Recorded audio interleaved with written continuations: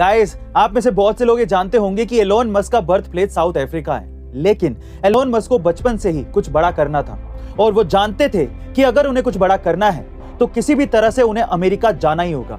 और वो ये भी जानते थे कि अमेरिका पहुंचने के लिए पहले उन्हें कनाडा जाना होगा, क्योंकि कनाडा में एक्सप्रेस एंट्री स्कीम के तहत किसी भी देश में एंटर करना आसान हो जाता है।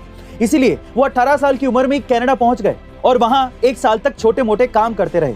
उनकी लाइफ का टर्निंग पॉइंट तब आया जब एलोन मस्क को मेरिट पर यूएसए की यूनिवर्सिटी ऑफ पेंसिल्वेनिया से स्कॉलरशिप मिल गई और वो फाइनली अमेरिका में एंटर हो गए और वहां अपनी एंटरप्रेन्योरशिप जर्नी स्टार्ट की।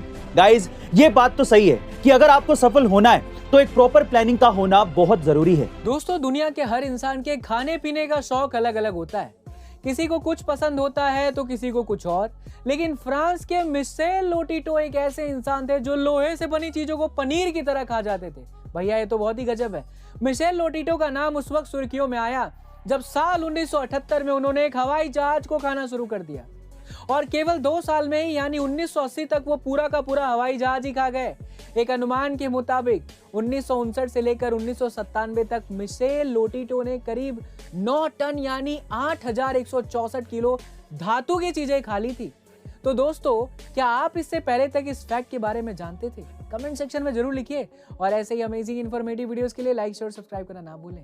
मिलते हैं अगले वीडियो। जीवन और मृत्यु को लेकर दुनिया में तमाम तरह की बातें की जाती रही हैं और हर धर्म में इंसान के मरने के बाद के सफर को अपनी तरह से समझाया और बताया जाता रहा है। लेकिन वैज्ञानिकों के इस पर अपने अलग ही तरह के दावे होते हैं और इन्हीं में से एक वैज्ञानिक सीन कैरोल ने अपने एक बेहद चौंकाने वाले दावे में ये कहा है कि अगर दुनिया में सब कुछ विज्ञान के नियमों के हिसाब से चलता है तो ऐसा हो ही नहीं सकता कि मृत्यु के बाद कोई भी जीवन संभव हो।